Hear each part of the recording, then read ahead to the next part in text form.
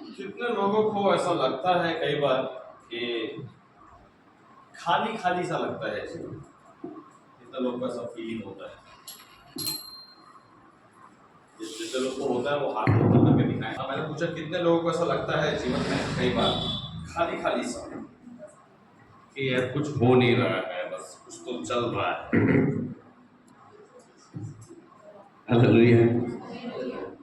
कितने लोगों को लगता है कि बहुत कुछ होना चाहिए था, वो हो नहीं रहा है, अटका अटका सा है जीवन। कितने लोगों को ऐसा लगता है? हाथ ऊपर करके दिखाएं उसको। शर्माइए मत, बाजू वाले की तरफ मत देखिए। आपको अगर लगता है तो आप हाथ उठाइए। परमेश्वर आपके हाथों को देख रहा है, मैं नहीं हाथों को देख रहा हूँ। आप जब हाथ उठाते तो वो आपका अंगीकार है, वो आपका अंगीकार है, तो परमेश्वर उसमें से मार्ग आपको बताएगा। और मैं मेरे देखने के लिए हाथ उठाने नहीं बोल रहा हूँ, मैं देख रहा हूँ। याद रखूँ किसके साथ उठाया था। हालेलुया। इसलिए नहीं पूछ रहा। परमेश्वर ने रात में कुछ बातों को याद दिलाया, कुछ स्मरण दिलाया, इसलिए मैं आपसे पूछना चाहता हूँ कितने लोगों को पहले जैसी खुशी नहीं होती है जीवन में? पहले बड़ा खुश रहते थे, आजकल उस लेवल की खुशी नहीं। खुशी तो है, कोई गम नहीं है, कोई दुख नहीं है। पहले तो एक अलग लेवल की खुशी थी मेरे जीवन में। कई लोग शादी को उसका ब्लेम देते हैं कि बोले जब से शादी हुई मैं आनंद ही भूल गया, फिर कभी मुस्कुराया नहीं जिंदगी में। लोग ऐसा एक दूसरे को इल्जाम लगाते हैं, ऐसा नहीं है। कितने लोग को ऐसा लगता है कि मुझे खुश हुए एक अरसा हो गया है? हाथ उठा के बताया, डरिए मत। मतलब एक एक पहले एक अलग लेवल की खुशी मैंने अनुभूति किया है जीवन में, वो लेवल का आनंद मुझे अभी नहीं महसूस होता है आजकल। ऐसा कितने लोग को लगता है? हाथ उठा के बताया, शर्माइए मत। शर्माओगे तो फिर परमेश्वर की आत्मा काम नहीं करेगी, है ना। आप जानते हैं और परमेश्वर जानता है आपके बीच में। और मुझे पता है कि ये क्वेश्चन के बाद 99% लोग हाथ उठाना चाहिए और यही डर रहे हैं, बोलेंगे तो लोग क्या बोलेंगे, मतलब मैं दुखी हूँ, मतलब मेरा पति ठीक नहीं है, मतलब मेरी पत्नी ठीक नहीं है, ऐसी घोषणा हो जाएगी। घर जाके कौन फेस करेगा? वही करके। Hallelujah, hallelujah. इसलिए कई लोग डर के मारे हाथ नहीं उठा रहे। कुछ लोग सोच रहे हैं कि हमारे बारे में दवाई खराब हो जाएगी। कितने लोगों को ऐसा लगता है कि शून्य समान एक फीलिंग लगता है, सब कुछ जैसे जमा हो गया, जैसे जम गया हो जीवन में। जैसे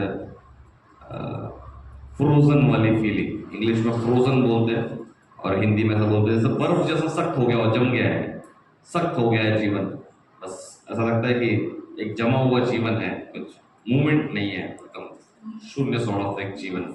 कई लोगों को जमा हुआ जीवन, ऐसे आप में से अनेक लोगों को यहाँ पर लगता है। मुझे यकीन है, मैं फिर से आपको हाथ उठाने नहीं बोलूँगा। मैं जानता हूँ कि इन तीनों चारों सवाल में से करीब सारे के सारे सवाल में 90% विश्वासी हाथ उठा सकते हैं। और ये हमारा एक रियल सिचुएशन है हमारे जीवनों का। और कई बार परमेश्वर ने सिखाई हुई फंडामेंटल बातों को हम भूल कर, फंडामेंटल बात बोले तो आरंभ की पायाभूत की बातें, जो परमेश्वर ने हमको जो सिखाया है, जिसको हमको स्मरण रखने की जरूरत है, उसको सब छोड़कर हम सब ऊपर की बातों के ऊपर सब हम ध्यान लगाते हैं कि आत्मिक वरदान चाहिए, मुझे ये चाहिए, मुझे वो चाहिए, मुझे वो करना है, मुझे ये करना है, वो सब के पीछे लगे रहते हैं। लेकिन जो प्रारंभिक बातें हैं उसको हम कई बार भूल जाते हैं, छोड़ देते हैं।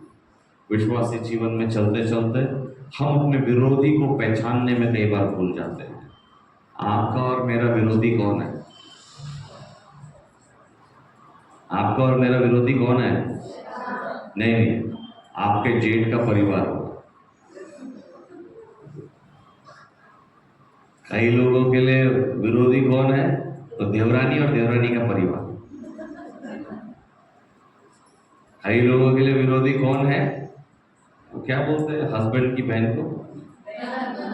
ननद। हमारे जीवन के फसाद की जड़ ही ननद और ननद का परिवार है। किसी लोगों के फसाद की जड़ कौन है? तो सास ससुर। कुछ लोगों के लिए फसाद की जड़ क्या है? तो बोले भाई है या बहन है। कुछ लोगों के लिए सारे निराशाओं का कारण मेरे माँ बाप है। मेरा एक दोस्त था, मैं कई बार संदेश में बोला हूँ, उसको आदत थी जब भी फोन बजता था उठाकर, कौन मर रहा है, ऐसे बोल के फोन उठाओ। यार क्यों मरने वाले फोन करते हैं क्या? और उसको कई बार उसके पिताजी का फोन आते हुए मैंने देखा है। फोन उठाता तो उसके पापा का नाम आता है।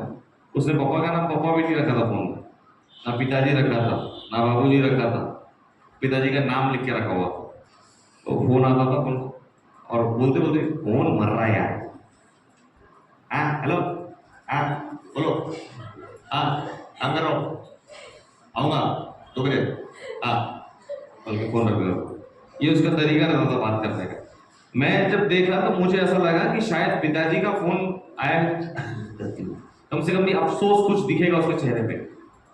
चार आने का अफसोस नहीं रहता था उसको, वो वही सेंटेंस बरकरार रखता था, कौन मर रहा है, ये बोल के फोन उठाता था। और दुखद बात कि उसके परिवार में उसके भाई को मरना ही पड़ा, बेमौत मरना पड़ा। यही सवाल कौन मर रहा है कौन मर रहा है के चक्कर में एक मरी गया परिवार में का, वो भी बिना कारण बेमौत मर गया। हम कई बार हमारे जीवन में हम अनर्थ और अनावश्यक बातों को करते हैं, और जीवन में हम कई बार अनेक परेशानियों को हम अपने जीवन में न्योता करते हैं, और जो करना है उसको ना करते हुए अनावश्यक बातों में हम लगे हुए रहते हैं, और बहुत ऊपर ऊपर की बातें हम करने लग जाते हैं। मैं आपको बता दूं, हर संडे आपके चर्च आने से कोई फायदा नहीं होगा। ये चर्च में दरवाजे को पार कर लेने से बहुत बड़ा एक चमत्कार हो जाएगा। ये फिल्मी जगह नहीं है। क्या नहीं है ये कोई फिल्मी जगह नहीं है जिसमें पिक्चर की शूटिंग में बताते हैं बस वो दरवाजा पार हो गया कि एकदम ऐसे कुछ तो ताकत झर्र से उतर के ना घर से आदमी के अंदर कुछ बदलाव हो गया। ये फिल्मी स्थान नहीं है, ये आत्मिक स्थान, जहां पर परमेश्वर कहता है कि कुछ काम तुझे करना है। अपने बाजू वाले को बोलिए ना, मेरे भाई, बोलिए मेरे भाई, बहन बोले मेरी बहन, बोला मेरे भाई, आपको कुछ काम करना है। बोलिए ना अपने बाजू वाले की तरफ मुंह करके बोलिए। आप इनको बोलिए, आप इनको बोलिए ना भाई, आप इनको बोलिए। अरे इधर इधर बोलिए, आप इधर बोलिए। बोला मेरी बहन, आपको कुछ काम करना है। मेरे भाई, आपको कुछ काम करना है। हालेलुया।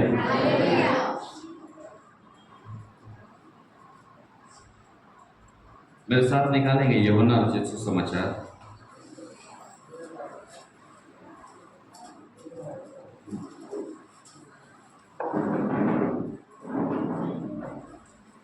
उसकी 15वीं अध्याय।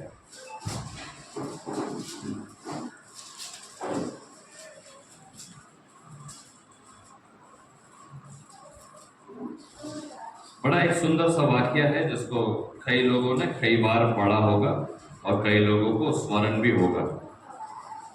उसके प्रारंभिक वचनों में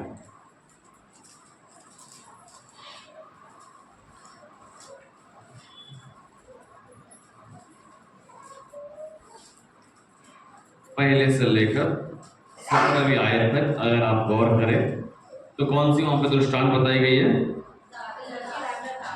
सच्ची। और क्या है वो पहला वचन? सब जन मिलके पढ़ेंगे क्या?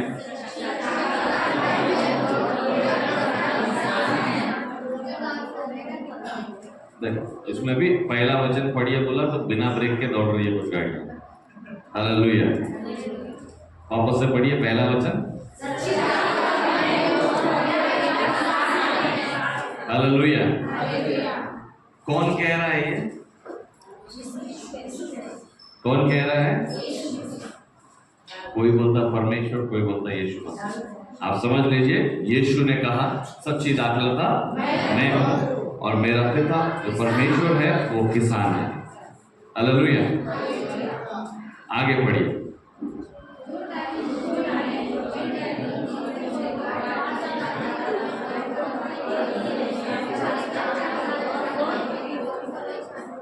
जो डाली मुझ में है और नहीं फलती उसे वह काट डालता है, और जो फलती है उसे वह छांटता है ताकि और फले।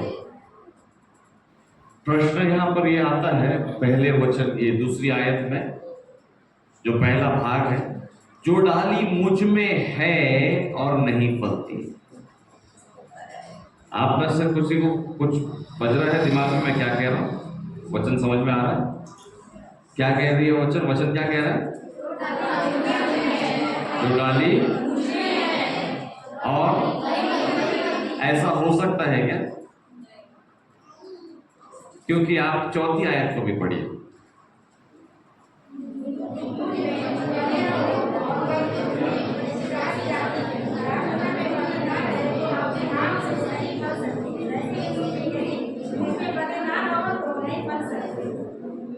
तुम मुझ में नहीं बने रहोगे तो नहीं फलोगे। और दूसरी आयत पे आ जाइए और प्रारंभिक बात क्या कहता है? जो डाली मुझ में है और नहीं फलती। ऐसा हो सकता है क्या?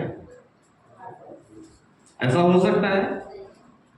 परमेश्वर ने मुझको एक शब्द दिया था जो मैं कलीसिया के साथ बहुत पहले भी बांटा हूं और जहां जहां जाता हूं मैं वो वर्ड यूज करता हूं। उसको कहता हूं मैं प्लास्टिक क्रिश्चियन। कौन सा क्रिश्चियन? प्लास्टिक मसीह। हालेलुया।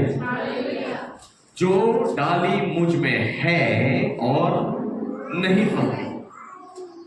वचन के अनुसार जो हम में से डालियां हम हैं और सच्ची दाखलता यीशु है। जो यीशु में जो बना है वो फल लाएगा ही लाएगा। ये चौथी आयत कहती है। और दूसरी आयत में लिखा है जो डाली मुझ में है और नहीं फलती है वो हम लोग हैं जो मुंह से मसीह मसीह कहते हैं पर मसीह में बने नहीं रहते हैं। हालेलुया। ये गेट जितने लोग पार करके अंदर आ रहे हैं, सड़क से जाने वाले उनको यही बोलेंगे कि ये मसीह पर विश्वास करता है, शायद ये भी यीशु मसीह पर शायद विश्वास करती है, इसलिए यहां जा रही है, इसलिए यहां जा रहा है।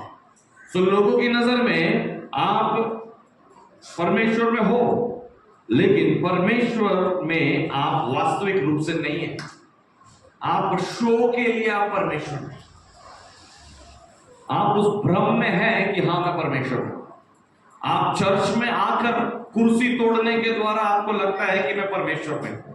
आप प्रतिदिन बाइबल का एक आयत एक रूल के मुताबिक पढ़ लेने से आपको लगता है कि आप परमेश्वर में हैं। आप पर यीशु के नाम से प्रार्थना कर लेने से आपको लगता है कि आप परमेश्वर में हैं। आप लोगों के बारे में यीशु चांगला है, यीशु अच्छा है, ये बोलने से आपको लगता है कि आप परमेश्वर में। पर मेरे प्रियो, मैं आपको बताऊं, यीशु में बने रहने का तरीका है। आप कोई लेबल धारण करके या अपने नाम में बदलाव करके या लोगों के सामने यीशु यीशु देव बोलने से आप यीशु के ऊपर बने नहीं रह सकते। आप हर संडे बड़ा परिश्रम उठा के दोपहर को 11 साढ़े 11 बजे तक के तो भी ऐसे तो भी मैं मर के तो भी यीशु के पास आता हूं या आती हूं, ऐसा अगर आप क्लेम कर रहे हो तो फिर मैं आपको बोल दूं, फिर भी आप यीशु में आप बने नहीं हो। आप एक प्लास्टिक मसीह जीवन आप जी रहे हैं। आप अपने आप को आप धोखा दे रहे हो, क्योंकि वो धोखा देने वाला शैतान आपसे वैसा करवा रहा है। शैतान के बारे में बाइबल क्या परिचय बताती है? वो तो झूठा है और झूठ का पिता है।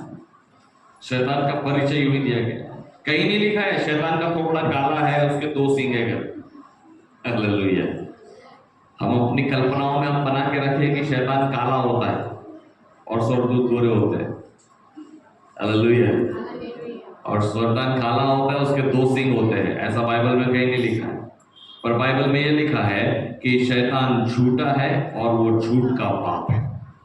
वो आपको एक भ्रम में डालता है कि तू चर्च में जाकर बैठकर आ, सब हो जाएगा। नहीं मेरे प्रियो, आपको मसीह में बने रहने की जरूरत है। आप अगर ऐसा झूठा अगर आप बने हुए हैं कि केवल आशीष लेने के लिए या लोगों को दिखाने के लिए या अपने आप को संतुष्ट करने के लिए या दुनिया में लोग पता नहीं क्या क्या करते हैं तो मैं भी कुछ तो भी एक करना चाहिए, इसलिए मैं जाके चर्च में जाके बैठ के रहा हूं, या मैं अगर नहीं बैठूंगा या नहीं बैठूंगी चर्च में जाके तो शायद परमेश्वर क्रोधित हो जाएगा, या वो बुरा मान जाएगा, या मेरा विश्वास का स्टैंड नहीं रहेगा, या मुझे अच्छा नहीं लगेगा, या मुझे कुछ लाभ है। ये सब कुछ सोच के अगर आप परमेश्वर की उपस्थिति में आके बैठते हैं, भले आप घर में या चर्च में, तो आप परमेश्वर में बने हुए नहीं हैं। आप फलवंत नहीं हो पाएंगे। आप शायद 10 साल तक के आप चर्च आते रहो, लेकिन आप आनंद नहीं महसूस कर पाएंगे, आप फलवंत नहीं हो पाएंगे, क्योंकि आप एक प्लास्टिक मसीह बनकर आप चल रहे हैं। जो जिंदा दाखलता है वो परमेश्वर के साथ जुड़ी होती है। आपकी नसें और मसीह की नसें एक हो जाती हैं। अगर आपने घर में या किसानी में कभी आपने ट्राई किया होगा तो ग्राफ्टिंग करते हैं, जिसमें एक फांदी को छीला जाता है, दूसरी फांदी को भी छीला जाता है, दोनों को आपस में जोड़ते हैं, वहां पर थोड़ा सा खाद रखकर एक पैकेट से बांध देते हैं या किसी चीज से कपड़े से उसको टाइट बांधते हैं और उसमें पानी का छिड़काव करते रहते हैं, और एक समय आता है कि वो डाली उसमें जुड़ जाता है। इसका मतलब ये डाली जैसे तो दूसरे जगह से कट के आई हुई थी, पर ये जो पेड़ जो जमीन में से जो लगा हुआ है इसके साथ वो जुड़ गया, इसकी नसें उसकी नसें एक हो गई है। अब इसको जो सप्लाई चाहिए वो इस पेड़ से आ रही है। हालेलुया। लेकिन हमारे साथ क्या होता है, हम हवा खाते हुए बीच बीच में मसीह के डालियों के बीच में आके घुस के खड़े हो जाते हैं और हवा खाते हुए संडे के बाद बाहर निकल के चले जाते हैं। कहने के लिए क्या है, बहुत बिजी है, काम है, जवाबदारी है, ये है वो है। प्रियो, परमेश्वर के दास आपको बार बार स्मरण दिलाते हैं कि वचनों में से पढ़ो, वचनों में से पढ़ो, वचन में मनन करो। देखिए, मैं आपको आगे एक और वचन की ओर आपको लेके जाना चाहता हूं। वो यूहन्ना 15वें अध्याय में 3री आयत से पढ़िए।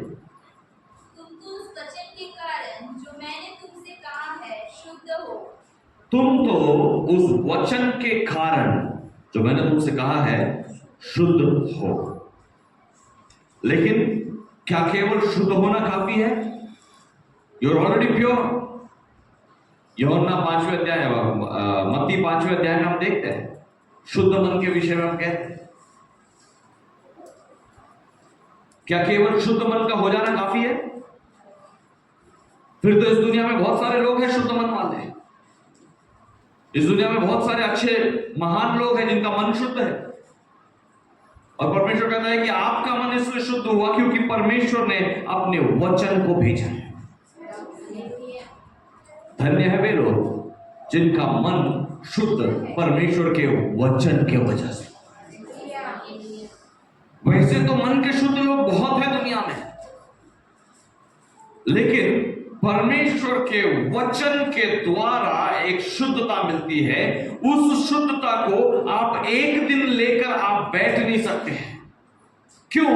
क्योंकि परमेश्वर के वचन के साथ जुड़ने के बाद फिर जब आप दुनिया में जाते हैं तो दुनिया की बातें आपके ऊपर चिपकती है, दुनिया की हवा आपको लगती है, जिसको दुनियादारी की भाषा में बोलते हैं दुनिया की हवा लग गई। इसको फिल्म इंडस्ट्री की हवा लग गई, इसको हीरो हीरोइन की हवा लग गई, इसको म्यूजिक की हवा लग गई, इसको घूमने फिरने की हवा लग गई, बोलते हैं ना, इसको उसकी हवा लग गई, इसकी हवा लग गई, बोलते।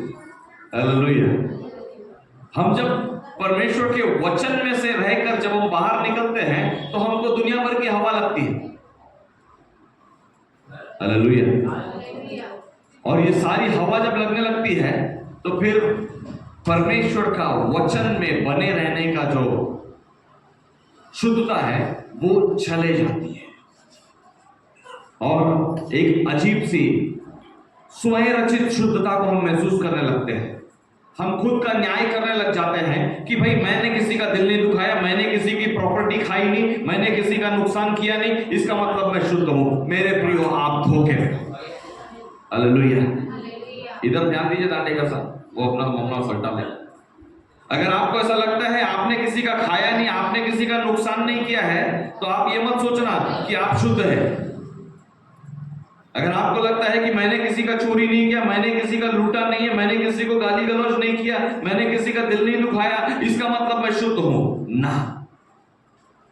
परमेश्वर अपने वचन से दी हुई शुद्धता के बारे में बता। तीसरी आयत फिर से एक बार पढ़िए।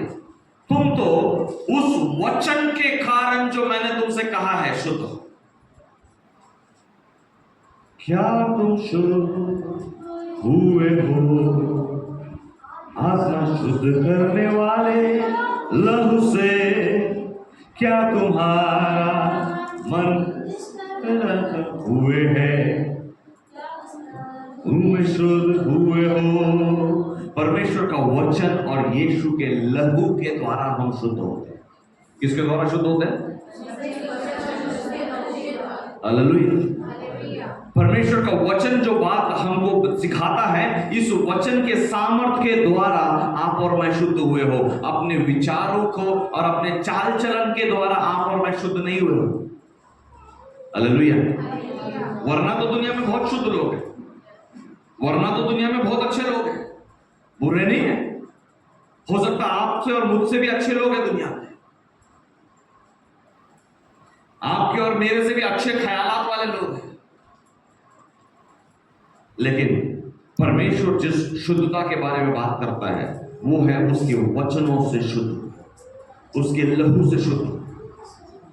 एक बार आपने जब आंसुओं के साथ आपने जब प्रार्थना की थी कि यीशु मैं अपना जीवन तुझे देता हूं, प्रभु यीशु तू मेरे पापों के लिए तू मारा गया, प्रभु यीशु तू परमेश्वर के द्वारा भेजा गया है, मैं तेरे ऊपर विश्वास करता हूं और तेरे हाथ में अपने जीवन को सौंपता हूं, तू मेरा परमेश्वर है, तू मेरा प्रभु है। वो एक दिन था जब आपने लहू के सामर्थ के द्वारा आप शुद्ध हुए।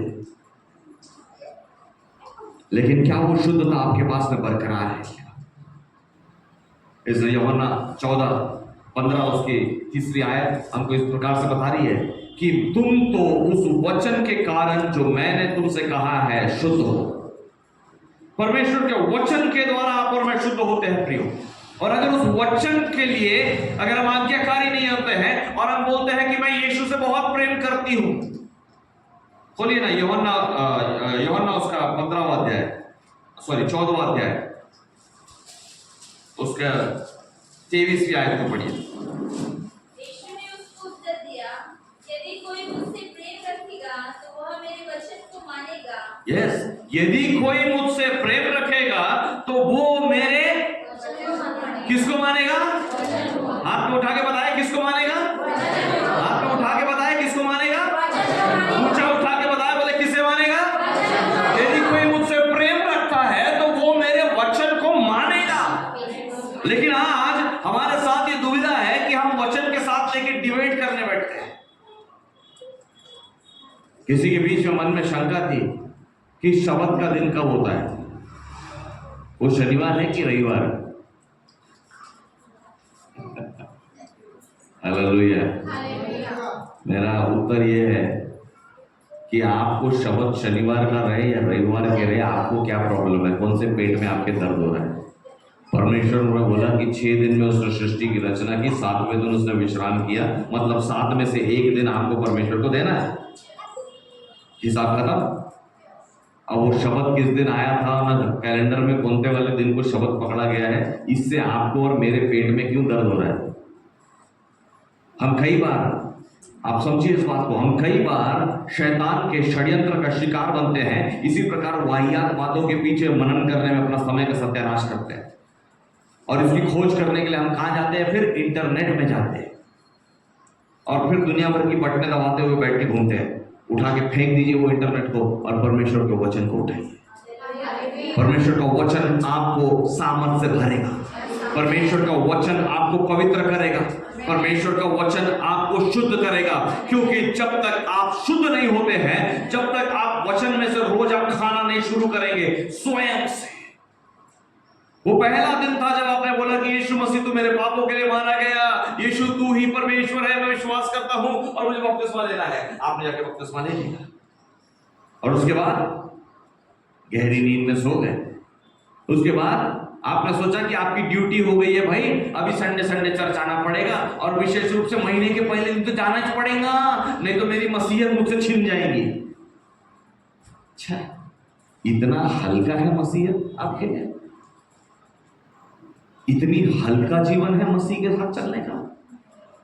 वो बोलता है कि हर रोज मेरे वचन से तो शुद्ध हो, हर रोज मेरे वचन से तो शुद्ध हो, हर रोज तू अपने आप को जांच कि तू जो मैं सच्ची दाखलता यीशु है उसमें तू बना है कि नहीं। झूठ और भ्रम में मत रहना कि दरवाजा पार करके हर संडे चले गए तो आपने धन्य काम आपने कर दिया है। आप उस भ्रम में मत बैठे रहना कि आप चर्च चले जाने से, आपके बच्चे चर्च में चले जाने से कोई चमत्कार हो जाएगा आपके जीवन में। कुछ भी नहीं होगा, जैसा था वैसे ही पड़ा रहेगा। जब तक आप परमेश्वर के वचन में, जब तक आप बने नहीं रहते, जब तक आप परमेश्वर के वचन से शुद्ध नहीं होते, आप भ्रम में मत रहना कि आपने किसी को, मैंने बोला कि आप झूठ बात नहीं करते, किसी को लूटते नहीं है, किसी को मारते नहीं है, किसी का बुरा नहीं चाहते हो, ये सब करने से आप शुद्ध मन के हो गए। नहीं, ये शुद्ध मन दुनिया में बहुत सारे पड़े हुए हैं, पर वो शुद्ध मन की बात बाइबल नहीं कहता है। बाइबल उस शुद्ध मन की बात कहता है जो उसके वचन के सुनने के द्वारा शुद्ध हुए। हालेलुया। जवान बच्चे बोल सकते कि मैंने कभी किसी का, मैं लोगों के साथ में फालतूगिरी में मैं घूमता नहीं हूं, मैं घूमती नहीं हूं, मैं अच्छा हूं, मैं शुद्ध मन के। अरे हट, ये शुद्ध मन बहुत देखे दुनिया में। ये शुद्ध मन एक दिन फिसल जाएंगे, एक दिन गिर जाएंगे, लेकिन जो परमेश्वर के वचन के सुनने के द्वारा, उसके ऊपर विश्वास करके और उस पर चलने के द्वारा जो शुद्ध होते हैं, उनकी बात बाइबल कह रही है। फिर से एक बार पढ़ेंगे, यूहन्ना 14 उसका 23। यीशु ने उसको उत्तर दिया, यदि कोई मुझसे प्रेम रखे तो वो केवल बयानबाजी करते हुए ना फिरे। यदि कोई मुझसे प्रेम रखे तो कोई यूं ना बोलता फिरे, Jesus I love you Jesus, Jesus loves me, I love you Jesus. ये बकवास करने से कुछ नहीं होने वाला। इसीलिए यीशु मसीह जब इस पृथ्वी पर था, उसने बोला कि जितने लोग हे प्रभु करते हैं, मैं उनकी नहीं सुनूंगा। हालेलुया। यूहन्ना 14:23 में स्पष्ट रूप से कहता है, यीशु ने उसको उत्तर दिया, यदि कोई मुझसे प्रेम रखे तो वो मेरे वचन को मानेगा। अपने बाजू वाले को बोलिए, आप यीशु से प्रेम रखते हो क्या? मैं यीशु से प्रेम रखता हूं, मैं उसके वचन को मानता हूं। आप उसके वचन को मानते हो क्या?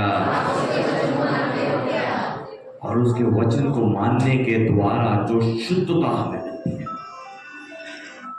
अभी जो शुद्धता जो मिलेगी हमें, वो शुद्धता हमको प्रतिदिन लेने की जरूरत है।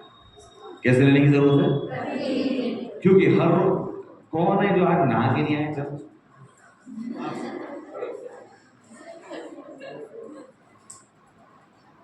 हम लोग भारतीय लोग हैं। कौन लोग हैं? आंघोळ केल्याशिवाय काय परमेश्वराच्या भवनमध्ये जाता येते का? आंघोळ करून जायचं। क्यों? क्योंकि हमारे पुरखा ऐसी करते थे। हमारे पुरखा वो जहां भी जाते थे, जिसको भी वो परमेश्वर का मंदिर मान के वो जाते थे, वहां वो नहा धो के साफ शुद्ध होके जाते थे। तो बोले वही जब साफ शुद्ध, हम जीवित परमेश्वर के भवन में जा रहे हैं, साफ होके जाएंगे। हालेलुया। नहा धो के जाते हैं। अरे कितना भी साबुन लेके रगड़ लो, आपका हाँ कुछ लोग ईंट से भी रगड़ लेते हैं। पहले के बाथरूम में ईंट का टुकड़ा भी रहता था, उसको भी लेके एक ने कहते लाकड़ा होता, ईटा ना रगड़, साफ शुद्ध होते जाए। कुछ लोग विश्वास के जीवन में देखा मासा कि घर में नया साबुन संडे के दिन ही निकालेंगे तो। हाँ, ये भी मैंने देखा कई लोगों ने, घर में नया साबुन संडे के दिन निकालेंगे। क्यों? वो स्पेशल साबुन से नहा के फिर चर्च में जाएंगे। अरे कोणते भी साबुन से नहा कर तू चर्च जा, कोई फायदा नहीं होने वाला जब तक तू परमेश्वर के वचन से नहीं शुद्ध होगा। हालेलुया। प्रियो, कई बार आपको लगता होगा कि ये बाइबल पढ़ने से क्या होगा।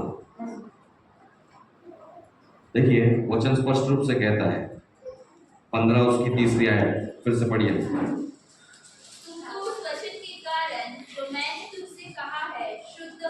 देखिए, कई लोग बोलते हैं कि परमेश्वर क्या इंसान से बात करता है क्या?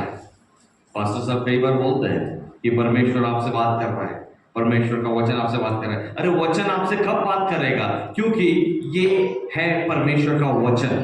वचन मतलब शब्द, और शब्द जीवित, परमेश्वर का शब्द जीवित शब्द है। उसको जब तक हम पढ़ेंगे नहीं तो हम परमेश्वर की आवाज को सुनेंगे कैसे? शैतान आपको सबसे पहले यही भ्रम में डालेगा कि तू एक भला इंसान है, तू एक अच्छा इंसान है, अपनी अच्छाई करते जा, परमेश्वर अच्छे इंसानों के साथ रहता है। सही कह रहा हूं, गलत कह रहा हूं मैं? बिल्कुल गलत कह रहा हूं, बिल्कुल गलत कह रहा हूं।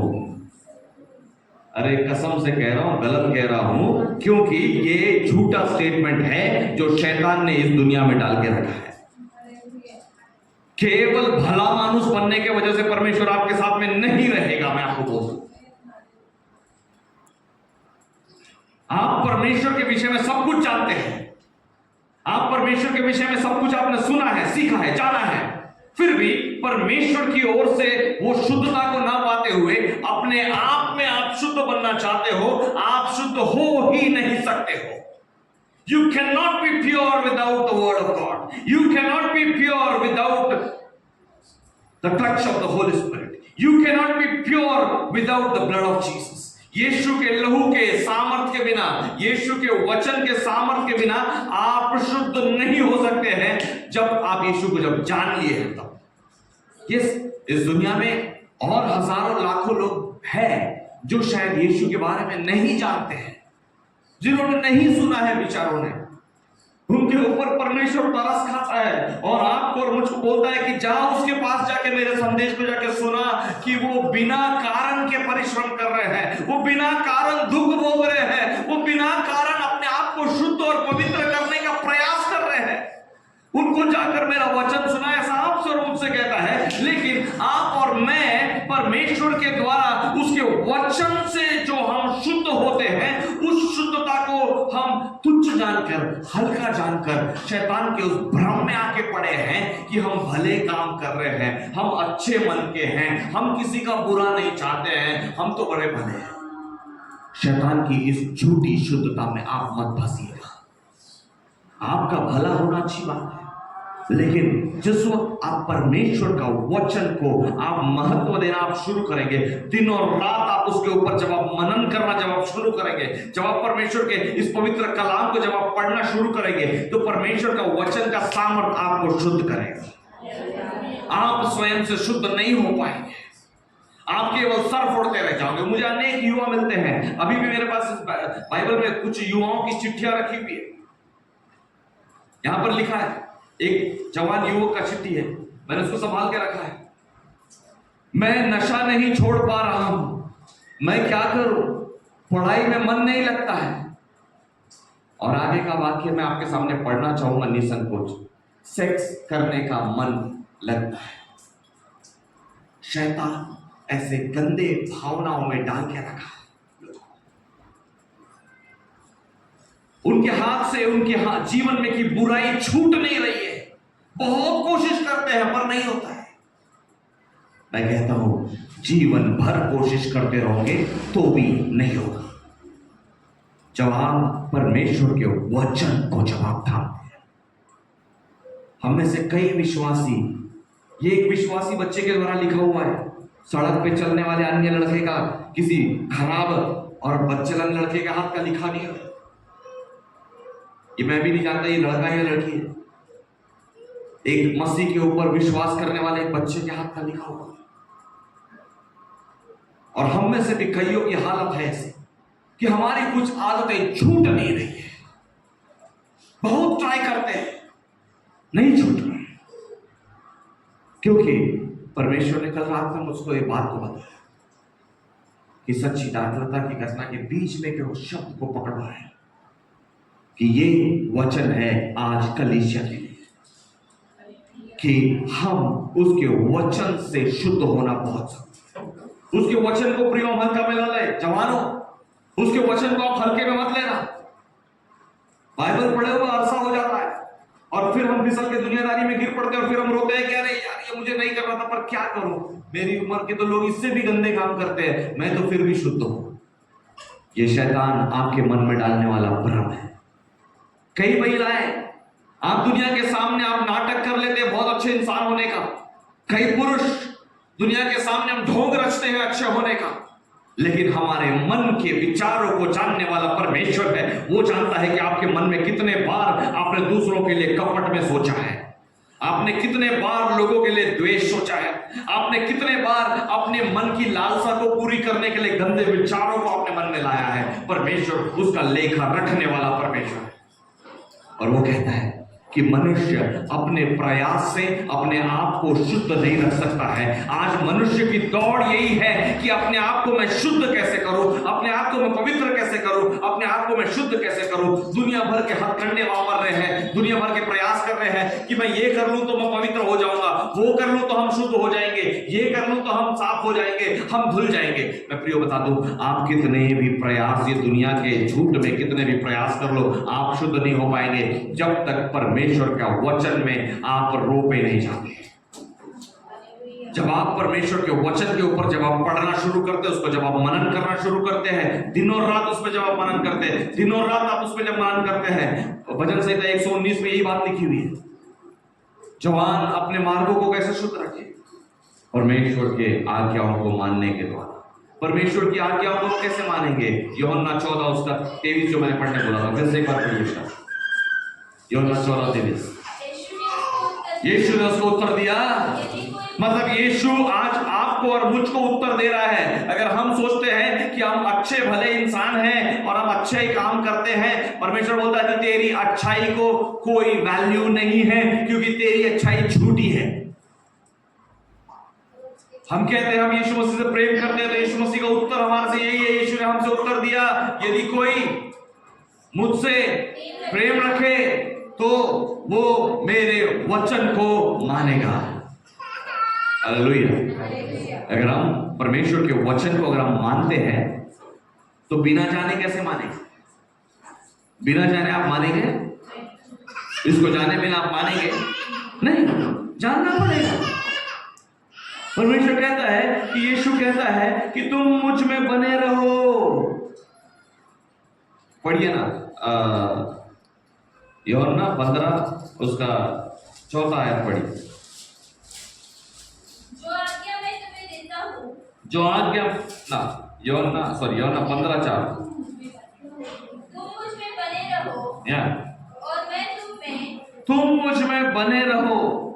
अभी आपने जो प्रीवियस वर्स पढ़ा 14:23 जो हमने पढ़ा, वहां पर वो कहता है कि यदि कोई मुझसे प्रेम करता है तो वो मेरी आज्ञा मानेगा।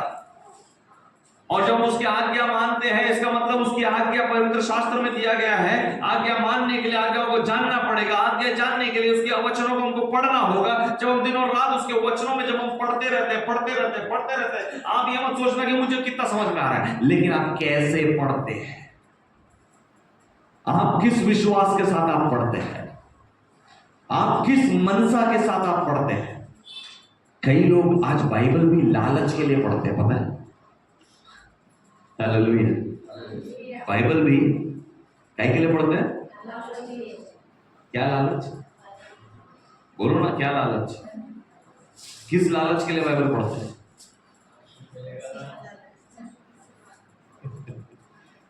कई लोग बाइबल एक डर से पढ़ते हैं। कौन से डर से पढ़ते हैं?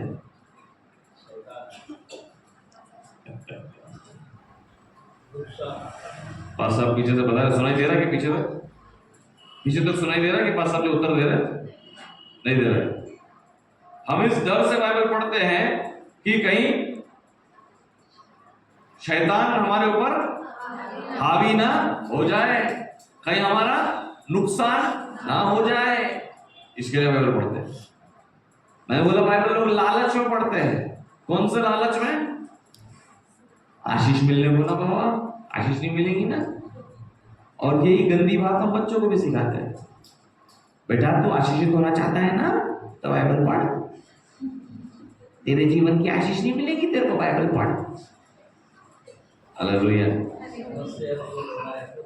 समस्या दूर होने को ना, फिर कैसे दूर होंगी? बाइबल पढ़। अरे ये किसको बोलने वाली बात है? जो यीशु मसीह को नहीं चखा, जो यीशु मसीह को नहीं जानता है, उसको बोलने वाली बात है कि भाई तेरे को जीवन में अगर चंगाई चाहिए तो मेरे भाई तू बाइबल पढ़, तेरे जीवन में एक आश्चर्य कर्म होना है तो मेरे भाई तू बाइबल पढ़, क्योंकि बाइबल में सामर्थ है, परमेश्वर के उस वचन में सामर्थ है, उस बाइबल को पढ़, तेरे जीवन में आश्चर्य कर्म होगा, तेरी तकलीफें दूर जाएंगी, तेरी चुनौतियां हट जाएंगी, तो बाइबल पढ़। ये किसके लिए? जो परमेश्वर को नहीं जानता है, जो यीशु मसीह के सामर्थ को जो नहीं जानता है, उसके लिए हम बोलेंगे कि भैया चख के तो देख, इसको पढ़, इसको पढ़ने के द्वारा तेरा जीवन आशीषित होगा। ये सारे वाक्य उसके लिए हैं जो यीशु मसीह को नहीं जानता है, जो यीशु मसीह के सामर्थ को जो नहीं समझता है, उसके लिए हम बोलते हैं कि भाई तू बाइबल पढ़ के तो देख, तेरा जीवन बदल जाएगा, तेरी बीमारी चले जाएगी, तेरे हालात बदल जाएंगे, तेरा जीवन आशीषित हो जाएगा। अब जब एक बार आशीषित हो गया, एक बार जब बीमारी चले गया, एक बार जब छुटकारा मिल गया, उसके बाद बाइबल क्यों पढ़ना? फिर जब प्रॉब्लम आएगी तब फिर पढ़ लेंगे। क्यों? प्रॉब्लम सॉल्वर यूनिट का नाम है बाइबल। जब जब लफड़ा लोचा होगा लाइफ में तो बाइबल पकड़ लेने का। यही परमेश्वर ने नहीं सिखाया। परमेश्वर पहले बोलता है चख के देख, और एक बार जब आपने चखा है तो फिर ईमानदारी रखें, तो फिर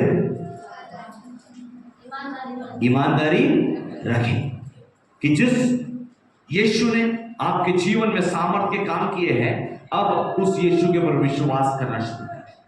अब आपको जो बाइबल पढ़ना है वो आश्चर्य कर्म के लिए नहीं पढ़ना है, आपको चमत्कार के लिए नहीं पढ़ना है, आपको शैतान के बंधनों से लड़ने के लिए, सताओं से लड़ने के लिए आपको बाइबल नहीं पढ़ना है। अब आपको बाइबल इसलिए पढ़ना है कि वही सच्चा ईश्वर है, वही एकमात्र परमेश्वर है, उसके अलावा दूसरा नाम नहीं है इस जगत में। इस विश्वास को कायम करने के लिए आपको पढ़ना है। कई लोग अभी भी दोगला जीवन जीते हैं कि सैकड़ों नामों में से एक नाम यीशु भी है, इसीलिए आप फल रहित जीवन आप जी रहे हैं, इसीलिए संतुष्टि आपके जीवन में नहीं है। कई लोग आज भी परमेश्वर के वचन को जो महत्व देना है वो नहीं देते हैं। वो ये सोचते हैं कि मैं अपना जीवन अपने स्टाइल में जी लूंगा, मैं तो चर्च जाता हूँ ना, मैं तो आराधना के गीत गाता हूँ ना, मैं तो प्रार्थना अच्छी वाली कर लेता हूँ ना, मैं तो कई लोगों को यीशु के बारे में बताया है ना, तो यीशु मेरे ऊपर भी दया करेगा, मैं तो एक भला इंसान हूँ ना, मैं तो एक भली स्त्री हूँ ना, मैं तो एक भली महिला हूँ, परमेश्वर मेरे ऊपर दया क्यों नहीं करूंगा? परमेश्वर का वचन कहता है कि वो दयालु है, विलंब से क्रोध करता है।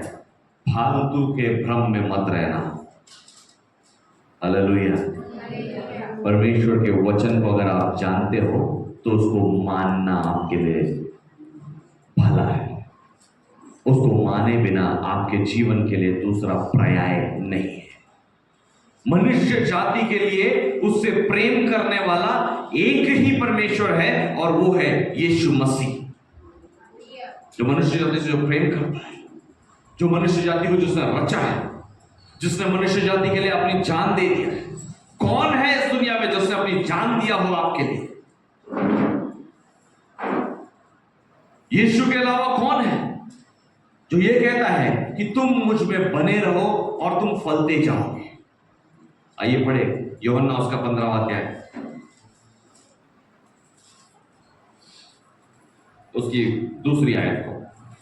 जो डाली मुझ में है और नहीं फलती, जो डाली मुझ में होने का ढोंग करते हुए पड़ी हुई है, किसी समय मुझसे आके जुड़ी थी और हवे के साथ दुनिया के यहां वहां घूम रही है, पर जुड़ी नहीं है, पर जुड़े होने के ढोंग में पड़ी हुई है।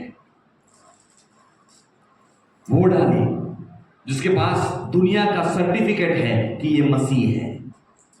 वो डाली जो नियमित रूप से चर्च जाने के द्वारा हाथ हिलाते हुए 10 बजे के चर्च में 11:30 बजे तक हाथ हिलाते हुए आकर बैठने वाली वो डाली।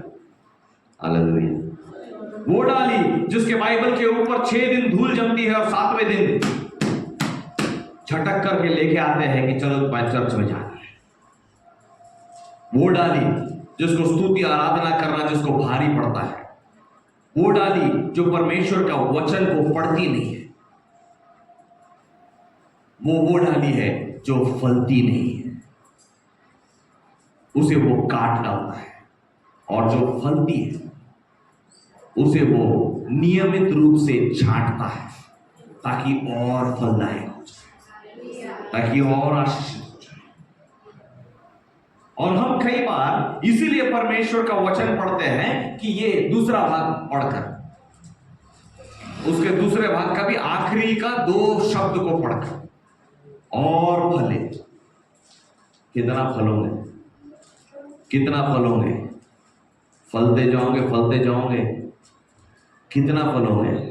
बस फलने का शौक है, छांटे जाने का शौक नहीं है, वचन को पढ़ने का शौक नहीं है, केवल छुटकारा चाहिए, केवल चंगाई चाहिए। डर में जी रहे हैं, अरे मेरी बीमारी भारी है, अरे मेरा वो भारी है, अरे मेरे लिए ये भारी है, इस डर में जी रहे हैं। परमेश्वर कहता है कि तेरे सारे भय को निकाल के फेंक। अपने बाजू वाले को बोलिए, अपने सारे डर को निकाल के फेंक दे। बोलिए, किसी बात से मत डर। बोलिए, किसी बात से मत डर। तेरे को बहुत बेचैनी है, अपने आप से बोलिए, अपने मन से बोलिए, तेरे को बहुत बेचैनी है। अपने हाथ हृदय पे हाथ रख के बोलिए ना, तेरे को बहुत बेचैनी है। अपने हृदय में हाथ रखने बोला अविनाश भाई, दूसरे के सर पे नहीं। बड़े शौक से, तेरे को बहुत बेचैनी है। रॉन्ग नंबर डायल कर रहा है बैठ के। यही तो लफड़ा है जीवन में। खुद को बोलो, तेरे को बहुत बेचैनी है, सारी बेचैनी फेंक दे। परमेश्वर के वचन को थाम, शुद्ध हो जा, परमेश्वर में बने रहेगा, और जब बने रहेगा सब कुछ सही होगा। हालेलुया। देखिए, किसी लालच में परमेश्वर के पास मत आ, किसी लालच में परमेश्वर से मत लिपटना। पर परमेश्वर है, इसलिए लिपटना, इसलिए लिपटो परमेश्वर से, क्योंकि परमेश्वर सामर्थी है। इसलिए परमेश्वर के साथ में बने रहो, क्योंकि वो कहता है कि जो हमें सृष्टि करता है उसमें बने रहना हमारे लिए भला है। क्या उसमें बने रहना हमारे लिए भला? अब एक बात बताइए कि एक बच्चा बाप को बाप ना बोले और दूसरे को बाप बोले तो अच्छा है क्या? बोलिए ना, अच्छा है क्या? अरे मुंह बोल के बोलिए ना, अच्छा है क्या? एक बच्चा माँ को माँ ना बोले और पड़ोस में जाके बोले कि माँ जी मम्मी कैसे है। एक बच्चा अपने बाप को बाप ना बोले और आते जाते हुए किसी को बोले पापा जी नमस्कार, और घर में जाके अपने पिताजी को बोले क्या है। आस पड़ोस में चलने वाले बुजुर्ग महिलाओं को देखकर एक व्यक्ति बोले माँ नमस्ते, अम्मा जी नमस्ते, अम्मा जी कैसे, माँ कैसे हो, सब कुछ पूछे। लेकिन अपने घर में अपनी माँ के क्या चीज है? क्या ऐसी औलाद है? ऐसा बच्चा है? जब आपका सृष्टिकर्ता परमेश्वर जब कहता है कि मुझ में बने रहे, तो हम उसमें बने रहना छोड़कर हम अपने जीवन की लालसाओं में अगर बने रहेंगे तो कैसे हम आशीषित होंगे, तो कैसे हम फलवंत होंगे। हमारे लिए ये धन्य है कि हम उसमें हम बने रहें। आगे उसमें पढ़िएगा,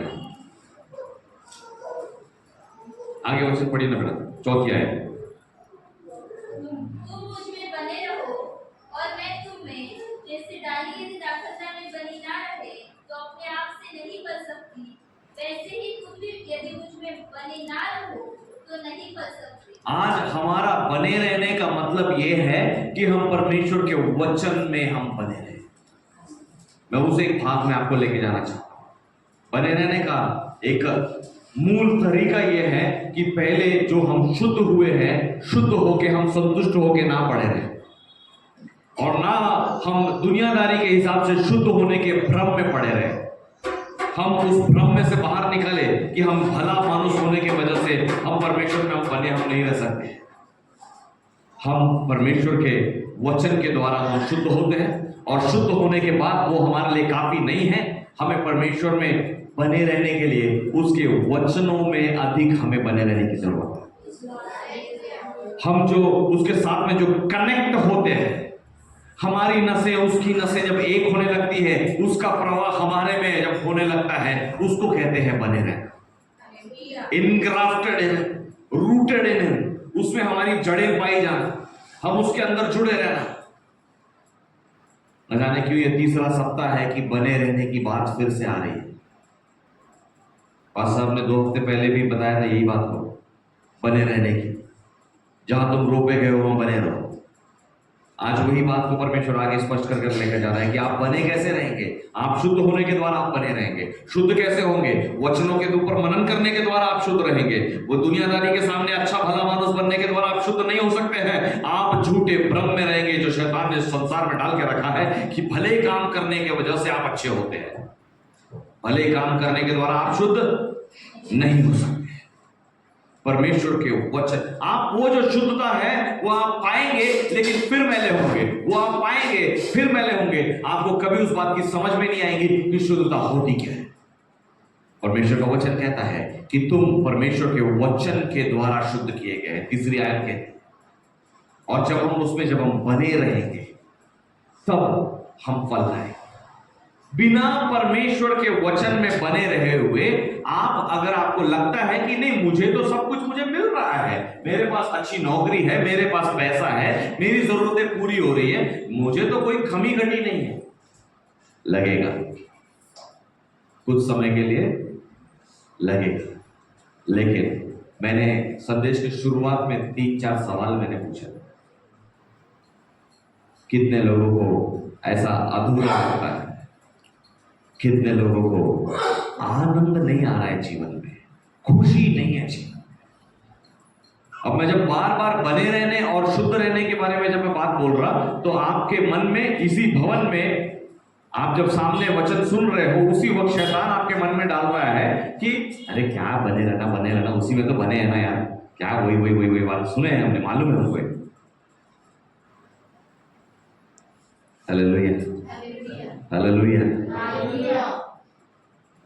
जब हम परमेश्वर के वचन के अनुसार अगर हम शुद्ध नहीं रहेंगे, तो आप कितना भी पवित्र हो जाओ, आप जब तक अपने बाप को बाप बोलना नहीं आप सीखेंगे, जो सृष्टिकर्ता परमेश्वर, जो आपका आसमानी बाप है, जो आपका स्वर्गीय पिता परमेश्वर है, उसको जब तक आप पहचानेंगे नहीं, आप जब तक यीशु के द्वारा उस बाप के साथ जब तक आप जुड़ेंगे नहीं, तब तक आप संसार में जो कुछ भी पाओगे उसके द्वारा आपको संतुष्टि नहीं मिलेगी, आपको आनंद नहीं मिलेगा, आपको हमेशा वो खालीपन आपको सताते रहेगा। कुछ तो अटका है, अभी तक कुछ तो अटका है। जैसे मैं पहले खुश हुआ करती थी, अब मैं खुश नहीं हूं। पहले जैसे मैं आनंदित रहा करता था, अब मैं आनंदित नहीं हूं। ये खालीपन पक्का आपके जीवन में आएगा जब तक आप परमेश्वर यीशु मसीह के द्वारा, जब तक आप उसके साथ में, पिता के साथ में जब तक आप जुड़ नहीं जाते। हमेशा आपको वो खालीपन, वो निराशा, वो आनंद रहित जीवन आपको फील होगा कि मेरे जीवन में खुशी नहीं है, मैं खुश नहीं हूं। कुछ भी हो जाता है तो मैं खुश नहीं हूं, फिर भी खाली सा लगता है, फिर भी अधूरा सा लगता है। अरे ये नहीं है, अरे वो नहीं है, आपको लगता ही रहेगा। मैंने 4 सवाल मैंने आपसे पूछा था। क्या आपको लगता है कि आप फल रहित जीवन आप जी रहे? आप में से कई होने लगा कि हाँ, हम मेहनत तो बहुत कर रहे हैं लेकिन फल नहीं मिल रहा। बहुत सारा परिश्रम कर रहे हैं, जैसा परिश्रम कर रहे हैं वैसा फल नहीं मिल रहा है। मैंने आपसे पूछा था कि आप में से अनेकों को उदास सा लगता है, बिना खुशी के लगता है, उदास लगता है। आप में से कईयों ने उस वक्त हाँ बोला, पहले समान आनंद मेरे जीवन में नहीं है। आप में से कई लोगों ने बोला कि मुझे खाली खाली सा लगता है, ऐसा लगता है कि क्या जीवन जी रहे हैं, रूखा रूखा सा है, ऐसा लग रहा है कुछ जीवन में बढ़ नहीं रहा है, मूव नहीं हो रहा है। यही है फलहीनता। इसी को बोलते हैं कि हम फलदायक नहीं हो रहे हैं। इसी को लगता है कि जीवन जरड़ सा हो गया है, इसके आगे कुछ और ग्रोथ नहीं है, कुछ बढ़ नहीं रहा है।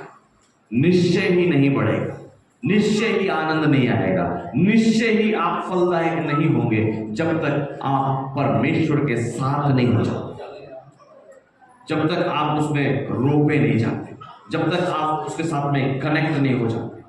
प्रियो, यीशु मसीह आपके और मेरे लिए अभी भी विनती कर रहा है। पिता के दाहिने बैठकर आज भी विनती कर रहा है। और विनती क्या कर रहा है? पढ़िए ना, यूहन्ना 17 उसकी 20वीं आयत।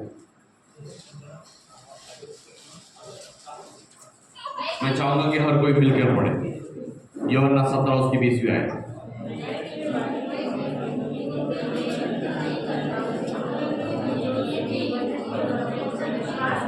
मैं केवल इन्हीं के लिए विनती नहीं करता, परंतु उनके लिए भी जो इनके वचन के द्वारा मुझ पर विश्वास करेंगे कि वे सब एक हो जाएं। परमेश्वर आज अनेकों के लिए विनती कर रहा है कि उसका वचन जिस जिस कान तक जाए वो विश्वास को कर पाए।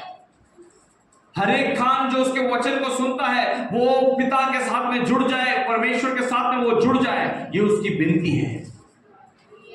आगे 21वीं आयत पढ़े।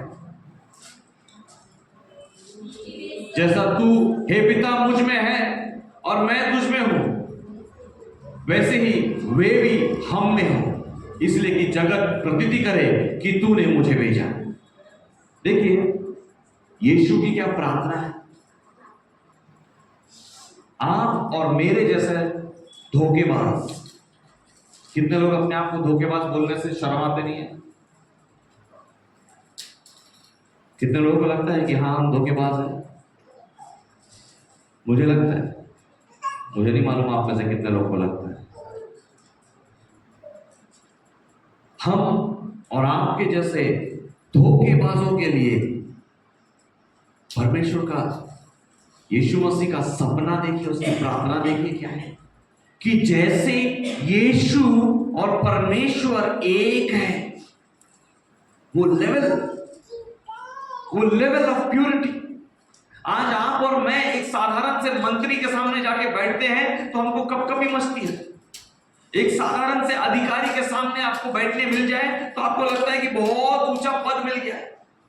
आपको इस संसार के एक छोटे मोटे पद पे आपको काम करने के द्वारा आपको लगता है आप बहुत बड़े इंसान हो गए। इस दुनिया के चंद लोगों के साथ आपका उठना बैठना और ताल्लुकात होने की वजह से आपको लगता है कि आप बहुत बड़े आदमी बन गए। अरे आप घटिया आदमी है। परमेश्वर के भवन में आके आपको अपने आप का स्टैंडर्ड लगता है। आजकल परमेश्वर के भवन में आके बैठकर उसके वचन को सुनते वक्त हल्के काम में लगे हुए हैं। बच्चों के ऊपर नजर जा रही है, यहां वहां नजर घूम रही है, कौन उठ रहा है कौन बैठ रहा है सबके तरफ नजर जा रही है। मेरा कपड़ा अच्छा लग रहा है कि नहीं लग रहा, बटन सही कर लेता, आस्तीन ठीक कर लेता हूं। अरे घटिया काम में लगे हो। आपके और मेरे समान धोखेबाज और तुच्छ लोगों के लिए परमेश्वर देखिए कितना ऊंचा प्रार्थना कर रहा है।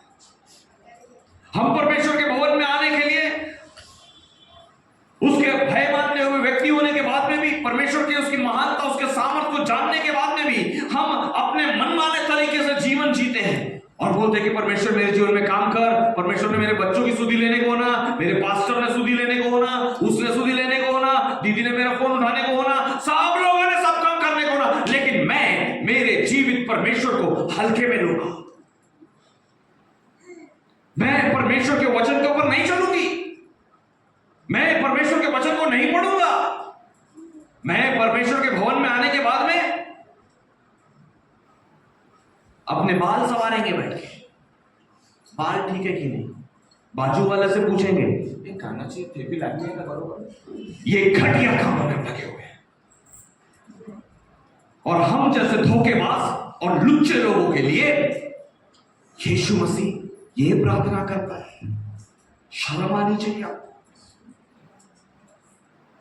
हमारे जैसे धोखेबाज लोग जो संसार के पद मिलने के द्वारा अपने आप को उच्च श्रेणी का समझते हैं और चर्च में आके हम बोलते हैं कि हमको मान मर्यादा मिलना चाहिए। अरे तुम क्या चीज हो, तुम और मैं क्या लायक है हमारी कि हमको गौरव मिलना चाहिए, मान मिलना चाहिए, क्या मिलना चाहिए? हम किसी योग्यता के नहीं है। और यीशु मसीह हमारे लिए प्रार्थना करता है। फिर से एक बार पढ़िए, सब मिलके पढ़िए। जैसे तू हे पिता मुझ में है और मैं तुझ में हूं, वो यीशु जो स्वर्ग के परमेश्वर के साथ जुड़ा हुआ है और वो परमेश्वर यीशु के साथ जुड़ा हुआ है, वैसे ही वे भी हम में हो जाए। क्या औकात है, क्या लायकियत है आपकी और मेरी कि उस पवित्र पवित्र पवित्र पवित्र उसी पवित्र परमेश्वर के साथ हम एक हो जाए। हमारी जीवन शैली ऐसी है। इस संसार को रचने वाला परमेश्वर के लिए हमारे पास टाइम नहीं है। इस संसार को रचने वाले परमेश्वर के उस पवित्र वचन के ऊपर मनन करने के लिए और उसको मानने के लिए हमारे पास बहाने हैं कि मैं बिजी हूं लाइफ में। हमारे पास बहाने हैं कि मैं परमेश्वर का भय तो मानते हैं ना हम, ठीक है, हम उस खाते को चुकता करने के लिए बाइबल पढ़ लिया करेंगे ताकि कोई मेरे को उंगली ना उठाने पाए। अरे हाय है आपके जीवन के ऊपर अगर आप लोगों के उंगली उठाए जाने के लिए डरते हैं और आप बाइबल पढ़ते हैं। उससे बेहतर आप अविश्वास में जियो, उससे बेहतर आप चर्च आना छोड़ दें, आप अपने घर में आप आराम करें। कोई जरूरत नहीं है परमेश्वर को या किसी को भी कि आप चर्च में आए। परमेश्वर आपसे प्रेम करता है, वो इतना प्रेम करता है कि वो हमको और आपको जो किसी लायक के नहीं है, तो कौड़ी के हम लोग लायक नहीं है। देखिए अभी भी ध्यान पूरा कौन काम हो रहा है। परमेश्वर का भय वो भय होता है कि मेरे आजू बाजू कोई कीड़े पड़े कुछ भी होता रहे।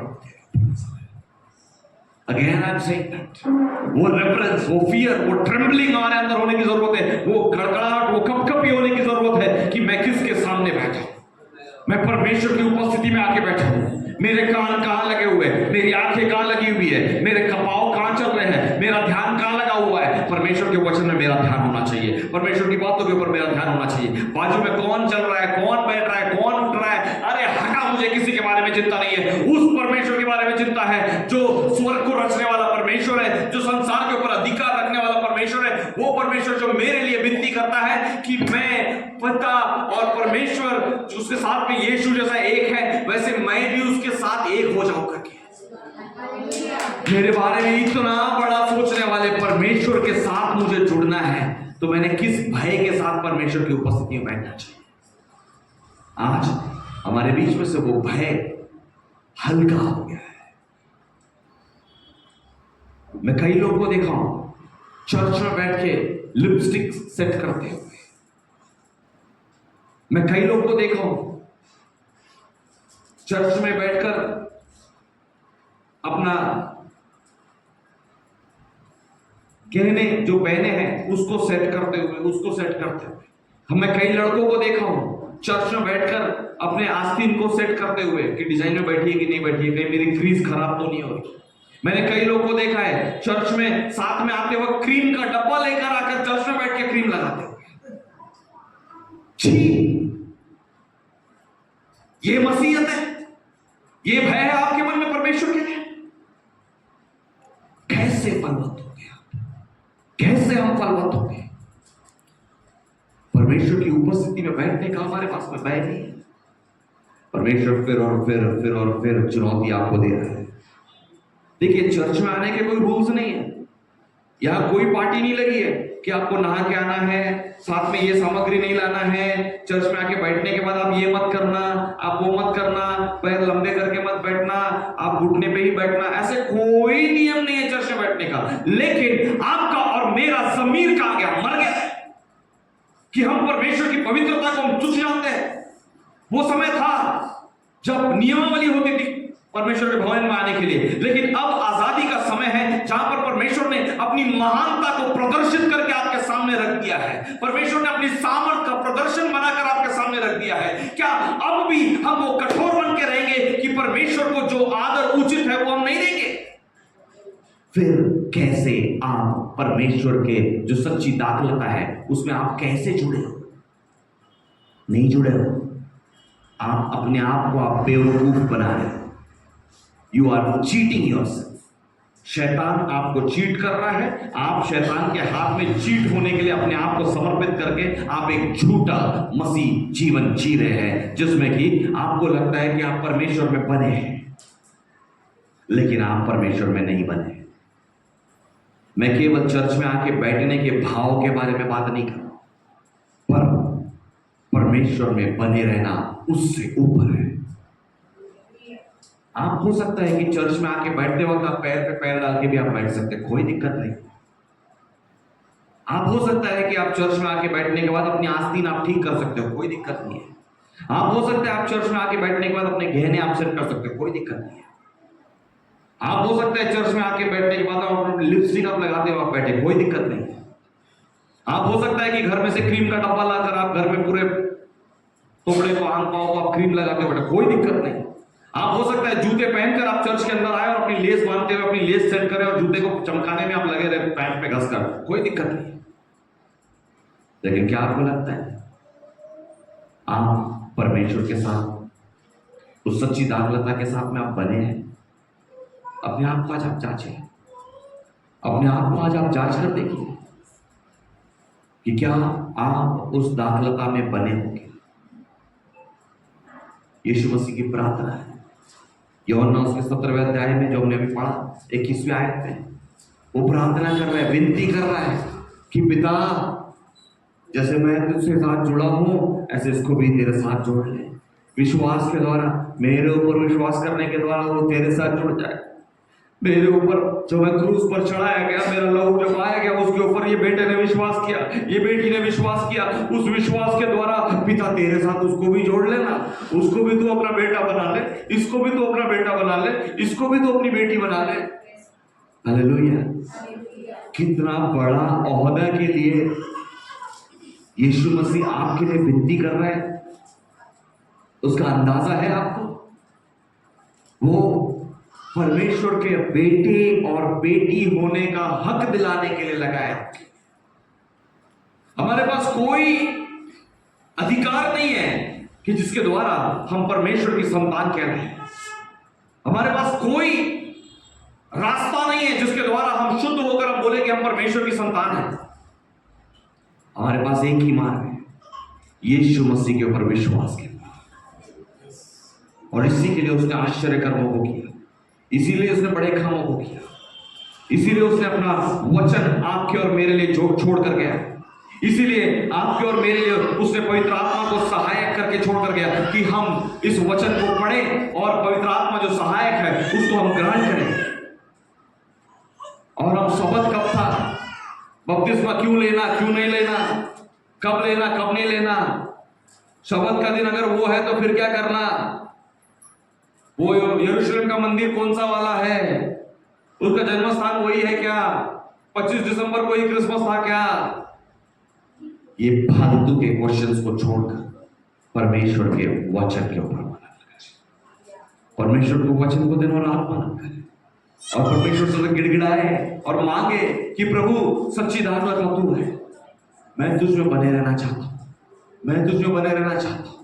इसलिए नहीं कि मैं चमक जाऊं, इसलिए नहीं कि मेरा उद्धार हो के मैं लोगों के सामने जाना माना जाऊं, इसलिए नहीं कि लोगों के सामने मेरा मान बढ़े, मैं ऊंचा उठा जाऊं, मैं समृद्ध हो जाऊं, मैं पैसे वाला हो जाऊं, मैं आशीषित हो जाऊं, और इसलिए कि जगत प्रतीति करे कि तू ही ने मुझे भेजा है।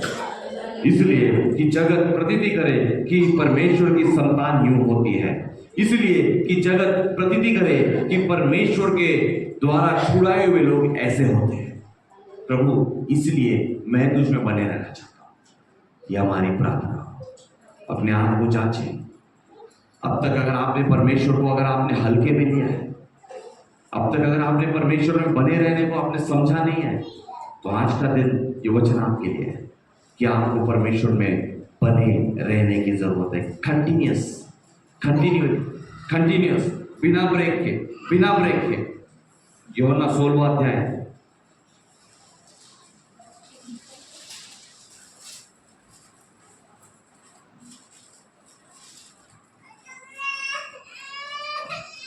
सॉरी 15वां अध्याय, उसकी 5वीं आयत से पढ़िए ना।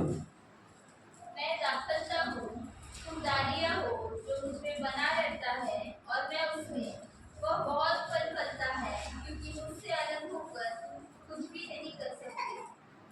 यदि कोई मुझमें बना ना रहे तो वह डाली के समान फेंक दिया जाता और सूख जाता है, और लोग उन्हें पटककर आग में झोंक देते हैं और वे जल जाती है। Hallelujah, hallelujah. ये जो डाली काटा जाना है, कई लोग आज कलीसिया में इस भ्रम में है कि मैं तो काटा नहीं गया, मैं तो अच्छा खासा हूं भाई, मेरा भी जीवन चल रहा है, वो जो अच्छी वाली जो आंटी है उनके समान ही मेरा भी जीवन है, वो जो अच्छे वाले भैया है उनके समान ही मेरा भी जीवन है, तकलीफ तो उनको भी है मुझको भी है, सब चल रहा है, ठीक है। इस भ्रम में मत पड़े रहना, क्योंकि जो काटा जाना है वो अभी नहीं काटा जाएगा। हालेलुया। जो काटा जाना है वो अभी नहीं काटा जाएगा, वो न्याय के समय काटा जाएगा, काटा और आग में झोंका जाएगा। तब आप कितना भी गिड़गिड़ाओ कि हे प्रभु मैं तो चर्च जाता था, हे प्रभु मैं तो चर्च जाती थी, प्रभु मैं तेरा वचन पढ़ता था, पढ़ती थी, प्रभु मैं तुझे प्रार्थना करनी भी आती है, हम प्रार्थना भी करते थे, हमारे घर में हमने प्रार्थना रखी है प्रभु, कई बार प्रभु हमने बपतिस्मा लिया है, हमने ये किया, हमने वो किया, प्रभु बोलेगा सब कुछ छोड़, तू मुझ में बना था क्या, तू मुझ में बनी थी क्या, तू मेरे वचनों के द्वारा शुद्ध हो रहा था क्या, मेरे वचनों के द्वारा तो शुद्ध था कि खुद की शुद्धता में बैठे थे। परमेश्वर कहता है कि उसके वचनों की शुद्धता को हमने, परमेश्वर कहता है कि उसके वचनों की शुद्धता लेने के द्वारा ही हम उसमें बने रहे, अन्यथा हम परमेश्वर में बने नहीं रह सकते। हम परमेश्वर के वचन से शुद्ध हुए और शुद्ध होकर हम उसमें बने रहे, हम उसमें बने रहे और बने रहकर हम इंतजार करें। परमेश्वर अपने समय पर हर एक उस दाखलता को छांटता रहेगा, उसको छांटता रहेगा, उस डाली को साफ करता रहेगा, योग्य समय वो फल लाएगा, योग्य समय पर वो फल लाएगा। और जब फल आएगा तब लोग देखते रह जाएंगे, तब लोग देखते रह जाएंगे कि अरे ये डाली तो हर समय मुझे कटती छटती दिखती थी, कटती छटती दिखती थी, इसमें तो फल लगते मुझे दिखे ही नहीं, लेकिन एक समय आएगा कि उसमें फल लगेगा। और वो फल लगने पर घमंड मत करना, वो फल लगने पर घमंड मत करना, सारा आदर मान महिमा गौरव उस जीवित परमेश्वर को दीजिएगा जिस परमेश्वर के ऊपर बने रहने के द्वारा आप फलवंत हुए। परमेश्वर आज दो चुनौतियों को कलीसिया के लिए देता है। अपने आप को आप जांचें कि क्या आप परमेश्वर में बनी हुई डाली हो क्या। कहीं आप संसार के झूठी शुद्धता में तो नहीं कि मैं भला इंसान हूं, मैं भली इंसान हूं, मैं किसी का बुरा नहीं किया है, मैं किसी का बुरा नहीं चाहा इसलिए मैं भला हूं, इसलिए मैं भली हूं। कहीं इस भ्रम में तो नहीं है। ऐसे भले इंसान बहुत सारे जगत में, लेकिन वो ना फलदायक हो सकते हैं, ना वो आनंदित हो सकते हैं, ना वो अपने जीवन में निराशा से मुक्त हो सकते हैं। ये सारी बातें उनके जीवन का एक अटल हिस्सा बने हुआ है।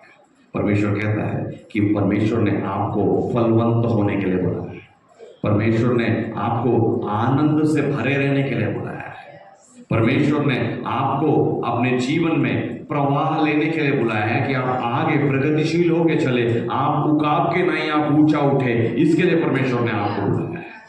और अगर हम परमेश्वर के इन वायदों को होता हुआ देखना चाहते हैं तो परमेश्वर के उस वचन में हम शुद्ध रहें, उस वचन में प्रतिदिन हम शुद्ध हो, बाइबल को हम प्रतिदिन मनन करें, उसको माने, उसको एक पवित्र स्थान देकर रखने के लिए नहीं है बाइबल, पर उसको अपने सीने से हमको लगाने के लिए कि उसके प्रत्येक वचनों को हम पढ़े और मन से पढ़े, इसलिए पढ़े कि सृष्टिकर्ता परमेश्वर का यह वचन है, किसी दुनिया के डर से ना लालच से, पर इस वचन को हम पढ़े। आखिरी आयत को मैं चाहूंगा कि हम सब मिलकर पढ़े, यूहन्ना 16 उसकी पहली आयत। ये परमेश्वर की ओर से चेतावनी है हम सबके लिए और सलाह है हम सबके लिए। 16:1 ये बातें परमेश्वर ने हमसे इसलिए कही कि हम ठोकर ना खाए।